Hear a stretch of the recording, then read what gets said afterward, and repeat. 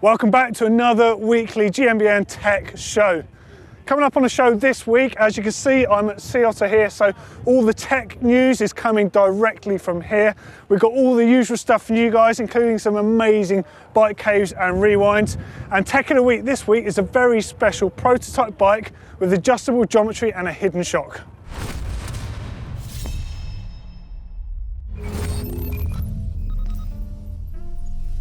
Okay, so first up, let's jump into tech news of the week. Now, the new RockShox boxer fork has been finally announced. We've seen some pre-production pictures of it. We've seen the press releases, but we've got to see them hands-on in the flesh here. We saw that new Racing Red Top World Cup model. It's got the debonair spring in it. They feel incredibly sensitive, especially off the very top of the stroke there, that all-important grip and initial comfort that you get. Now, they've got the new flat crowns on it, which is quite important because especially today with the 29-inch wheels, of which this fork is compatible, you need to get that front end back down in relation to the axles on the bike. I really love the nod to the fact it's red again, and the original boxers, the 151s and all those early models, of course, were bright red or blood red, and it's nice to see a true return to form from RockShox. Check them out. And next up, we spotted on Greg Minar's Santa Cruz V10 is the new Maxxis Assegai tyre. Now, this is a tyre that Greg, amongst other people, have been developing for the last year or two. Now, we saw this tyre at Whistler last summer, and it was an unnamed prototype at the time, and it shared a lot of similarities with the High Roller 2, the Maxxis DHF and the DHR. So the DHR, Minar has been a big fan of for some time, especially the second incarnation of that tyre. And this brand new Assegai tyre seems to have a bit of combination of all of those. It's obviously available in the usual 27.5 and 29-inch versions now. The 3C casing, fully tubeless compatible. That is a hot tyre, and I actually reckon it's going to be one of the most popular tyres now it's out, because it really does take the best of all of those worlds from Maxxis. Look forward to seeing that one out on the trails more. So next up, we saw the brand new carbon fibre 29-inch wheel compatible Kona operated downhill bike. Now, it accepts both the 29 and the 27.5-inch wheels via a chip-based system that also has adjustable chainstay length on that bike. Now, interestingly, it's got adjustable reach on the bike as well, so you can also change the way the bike feels in different situations and on different courses. That bike, the back end on it is so beefy. It's got the most enormous carbon rocker I've ever seen on any bike. And I've got to say, it's one of the nicest bikes at the moment, and it's yet another one of those bikes using the tried and tested sort of 4-bar style, faux bar style layout platform there. Very tested and proven, and it certainly feels good, and hopefully we can see Conor Fearon do some serious damage on it on the World Cup this season. So next up, I want to throw you to a really cool tool that I spotted by Abbey Bike Tools. Now, they make some of the most precision bearing presses and other cool tools that I've ever seen. But this one's really simple. It's just a titanium hammer, the perfect size for knocking bearings in and out of frames, and just the sort of thing that you're likely to see World Cup mechanics travelling with. Made from titanium, it's got a replaceable head on there, it's got a silica handlebar grip on there too. I guess you could probably put a lock on there if you really wanted to. And unfortunately, it does retail for about $180, but to be honest, that doesn't bother me. I absolutely have to have one in my collection. Check this out. And finally, you may have noticed that the 50-to-1 crew have been getting more and more involved with Fabric, that bike company that make those really cool saddles and loads of hop-up extra bits of kit. Now, I've spotted on their stand a pre-production set. They will be available very soon. Brand new set of 50-to-1 handlebar grips. So they've got a lock-on collar on the inside. They've got a really nice curved profile that sits straight into the middle of your palm for good support, especially when jibbing and doing loads of jumps and stuff. And they've got that classic mushroom profile that you used to see on old ODI BMX grips. That is a really cool handlebar grip. Check that one out. If you like this sort of tech, make sure you check out all of the other tech that myself and Neil spotted here at Sea Otter. There's loads on GMBN Tech, went up over the weekend, and loads on GMBN as well. See you next week, guys. Okay guys, this is Bike Cave. This is where you get to send in all the shots of those really cool places where you store your bikes, you fettle your bikes, you tweak them, all that sort of cool stuff. Could be the front room, could be the kitchen, could be a purpose-built workshop, whatever it is, send them in. The email address is on the screen. Please make sure you use that hashtag, makes them really easy to find them and put you in next week's show. So first up is from Oscar Langley. Hi GMBN Tech, here's my entry for Bike Cave. I live in a tiny 40-metre square apartment with no space for anything.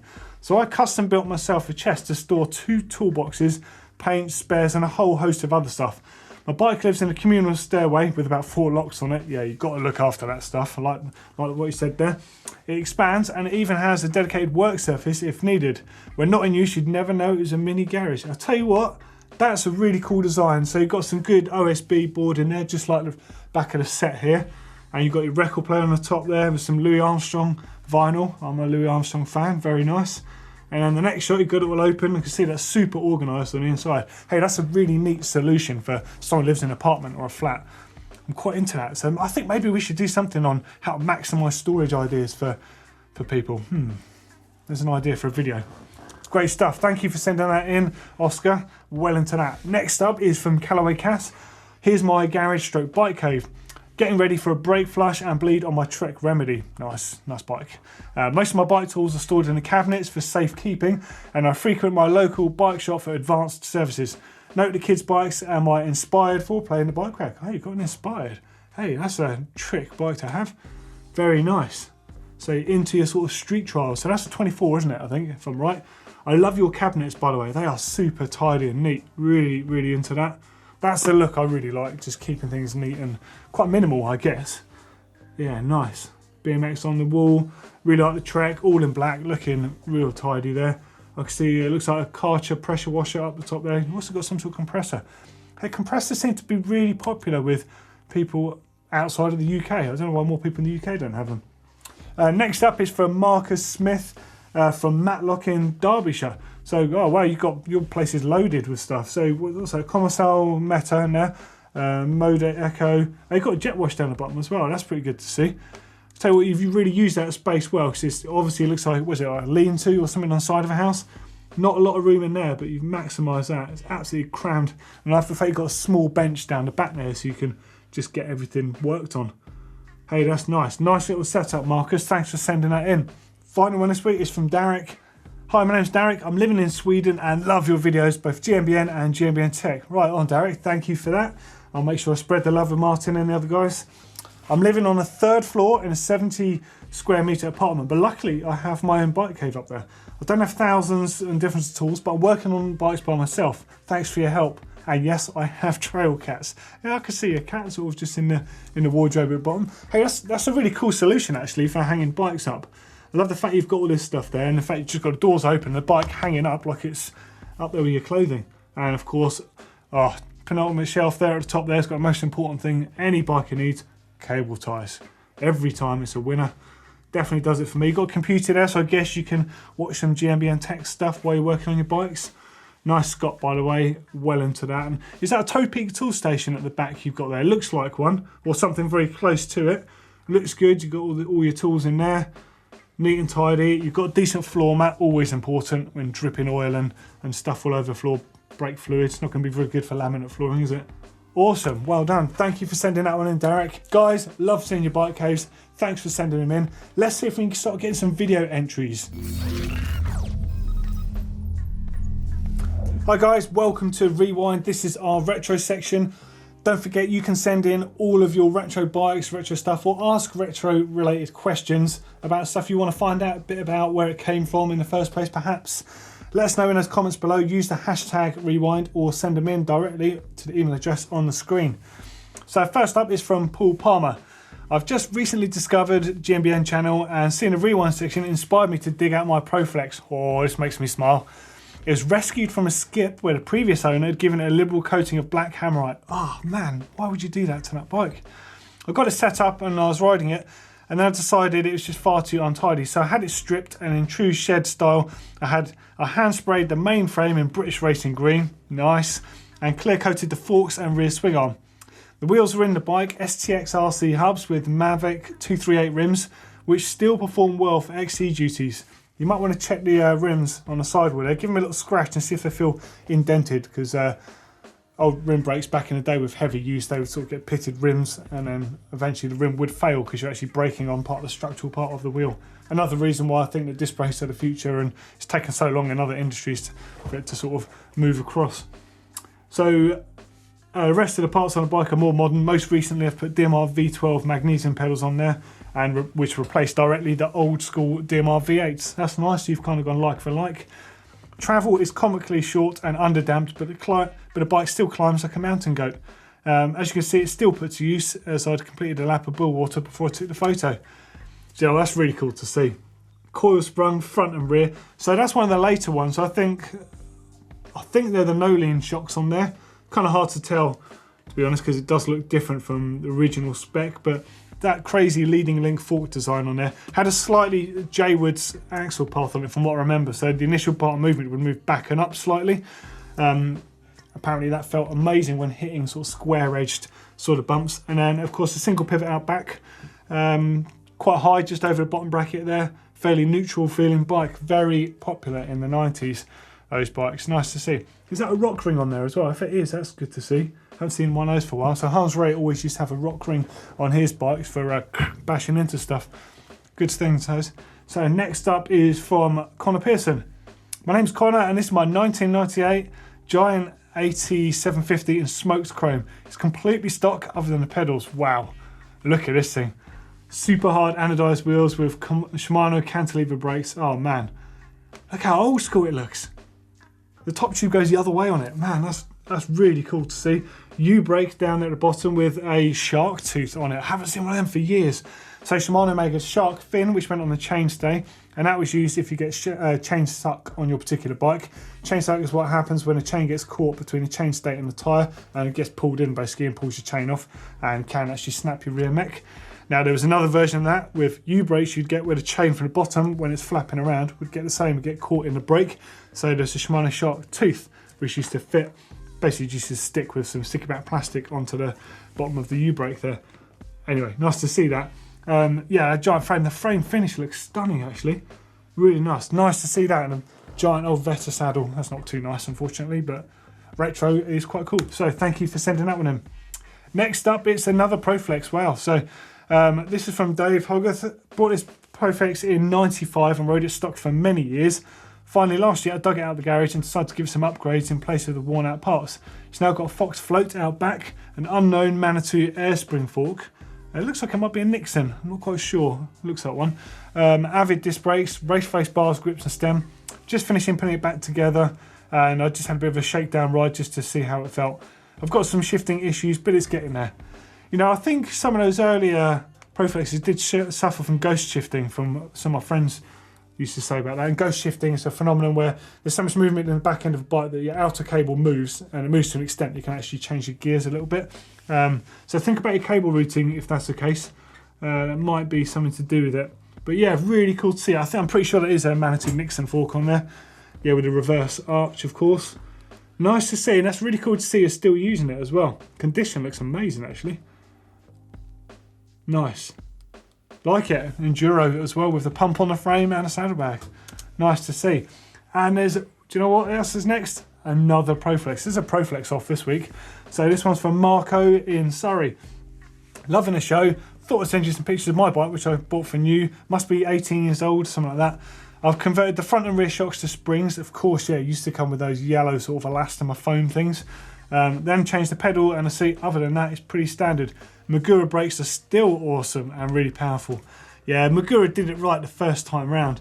Hey, that's really nice to see. So yeah, that's the no-lean shock on the rear. No-lean shock on the front there. Gervin bar ends even on there. Wow. Is that those Mavic Citroen rims on there as well? It's hard to tell from here. Man, really nice to see that. That's in good condition, Marco. You got Ritchie Z-Max tyres on it as well. I used to run those. I had the brown ones. Do you remember those? They did them at 1.7s, 1.9s, and I think 2.1s as well. They were WCS tyres. The slightly softer compound ones with a tan wall as well. Imagine that tan wall with brown tyres. Yet more daft tyres. I was talking about daft tyres last week with the Umagummers and the Magics and all that stuff. Maybe we'll see resurgence to daft colour tyres. I kind of hope not, but I kind of hope so. Cool. Anyway, enough retro business for this week's show. So we'll see you next week.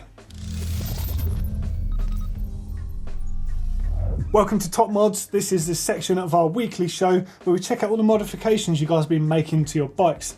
No matter how big, how small, whatever they are, we want to see them. Even if it's just changing a fresh set of brake pads in there to make up for your old ones that are worn out. Send them into the email address on the screen. Let us know where to find them in the comments below. Tag us on Instagram or send them to us in Facebook messages. We love seeing them. First up is from Rich Mitten. Doddy, I thought I'd send these pictures in for Top Mods to show that you're never too young to start modding your bike. This is my daughter Lizzie, who, I can't actually believe I'm reading this. This is my daughter Lizzie fitting her Frog 52 with a pair of red Welgo V8 pedals that she got for her 7th birthday. She's already fitting pedals herself at 7 years old. Her feet kept slipping off the plastic rubbish ones the bike came with. Also for her birthday, to finish off the bike, was a red GMBN mudguard. Everything had to be red to match the bike. Oh, of course, yeah, and it's the fastest colour. I'll tell you what, that really makes me smile. I'm going to send these to Mark and Ashton for a dirt shed as well. This is so cool. You've actually got a change in a set of pedals on a bike. Oh, look how proud she is. The bike looks rad as well. Well into that. Thank you very much, Rich. Kids are the future of mountain biking, so more kid stuff, send them in. Love seeing that stuff. Jonathan Cannon is next. This is my wife with a Rocky Mountain Thunderbolt 750.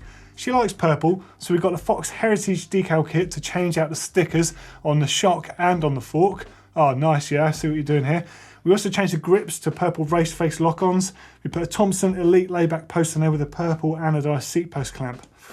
Biggest mods were the wheels. We replaced the stock Sun Ringlay rims, laced to Shimano hubs, with atomic carbon wheels laced to purple Hope Pro 4 hubs. We're also playing with tyres a bit and put a Schwalbe Rocket Ron 2.6 on the front with the Maxxis DHR 2.35 on the rear. I'll tell you what, that is a seriously, I've got bike envy. That looks incredible. Hey, it looked nice before, don't get me wrong. I quite like a sort of a murdered out black bike, but all that purple stuff looks rad on there. Do you not fancy a dropper post on there though? It looks like it'd be a good bike to have a dropper post on. Thunderbolt, it's a really decent trail bike. Oh, I tell you what, that's really nice. Good taste you got there. Purple is definitely cool. Next up is from Yanni. Hi, I'm Yanni Huberman from Israel. I've got 2 little mods. The first one is protecting my frame from my poorly wired cables, second-hand bike, using sticky Velcro bits. The second one is fixing a big scratch on the right stanchion of my RockShox bike using your nail varnish method, and it worked perfectly. Added some pictures before and after the fix. Hey Yanni, that's really cool to see you watch that video, and also this actually helped you as well. Yeah, of course it's never going to be a perfect fix, it is a workaround, but the whole point is to keep your bike functional. And as long as you do it right, which it looks like you definitely have, then happy days. It looks better too.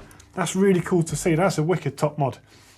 And next one up, well, we've got loads of top mods this week. We've got one from Laith Madlam. I recently replaced my worn headset with an angle adjusted headset from Works Components. I've had one of those before, UK company. Really nice, really good thing to put onto your bikes actually. This particular one slackens my head angle from 1 degree to 66 on my 150mm travel Rose Granite Chief by using the offset cups. It acts as advertised and stabilises the handling at higher speeds that I frequently encounter riding in South Wales. You might also notice in the pictures I've used a sneaky cable tie to stop the cables rattling. I'm sure you'd approve of. Of course, cable ties fix everything. Wicked, thanks for sending that one in, Laith. And last one up this week is from Clasp Longvist. This is a do-it-yourself tip. I couldn't find any down tube protection to fit my Radon Swoop 200, so I made one from Kydex. This is a tough material used basically for protection and other things. It could be bought in knife making shops for around 15 quid for 30 by 30 centimetres, enough to make 3 or 4 pieces, so good idea to share that with your mates. Saw file and sand it to the shape you need. This is a proper mod. Put it in the oven and make it pliable to fit around the down tube. It keeps the shape once it's cooled down. It can be reheated, for example with a heat gun, to make adjustments. It's pretty cheap too. Doesn't cost too much to sort of bit of trial and error there. The oven was too hot on my first attempt. Mounted it with good double adhesive tape. There's loads of instructions on YouTube on how to work with Kydex. Hey, I tell you what, that is a really, really good top mod. That looks so pro. You'd never know that that was a homemade item. That looks like it's supposed to be on there. And obviously super important to protect the down tube of your frame. You're never going to tell when there's loads of rocks and stuff flying up, especially if you've got a carbon bike. You definitely protect that. That's really neat. Thank you very much, class, for sending that in. Guys, you're killing it with these top mods. Please continue sending them in. Love seeing them. So Tech of the Week this week, I want to talk about adjustment that you get on bicycles. Now it's quite often you'll see a chip on the bike on the shocks. You can change the travel and also change the head angle and bottom bracket height of that bike. But this prototype Bold Unplugged goes a few steps further, and I think this is what we're going to start seeing on more bikes. So first up, you've got that hidden shock housed on the inside of there. If you want to see that, make sure you check out our videos from Sea Otter. You'll see all the inside gubbins and that. Very cool. Up front, you've got 2 adjustable head angle settings there as standard. So you can take it from 63 to 65 without doing an aftermarket angle set or anything like that into the frame. The other adjustment is to compensate for different size wheels, so 27 or 29 inch by changing the chainstay chip here. But what that also does is change the bottom bracket height, so you've got a range of 20mm adjustment or a huge range of chainstay, 4 different settings there. Completely standard, so you can pick the bike setup that you want. As an upside, there's also a slight travel adjustment. So to run the 29-inch wheels with the bigger tyres, it runs 165mm travel. Runs it with the 27-inch wheels, it's running at 170. So you lose 5mm travel, but you get everything else as standard with that bike. I love seeing bikes with adjustment and having it your way. Final thing I want to mention is the integrated seat post there. So the dropper post that merges perfectly into the frame. This is something I've wanted to see personally ever since dropper post first came out. And finally we're seeing this from 8pin and now from KS. They've done this in conjunction with Bold Cycles. Really, really cool. So there we go, that's another weekly GMBN Tech Show in the bag. Of course, this time I've been partially reporting out here from the Sea Otter Classic. If you want to see some really cool videos, click down there if you want to see Tech number 2 from Sea Otter, and that will also link you through to day 1 and all the other stuff that myself and Neil have done here. And click up the top there for Tubeless 101. That is everything you need to know about the sort of tyres you want, the sealant, how to inflate your tubeless tyres and all of that stuff. As always, click on that globe to subscribe, share it about, tell all your friends about us, and if you like the show and you like all the tech, give us a thumbs up.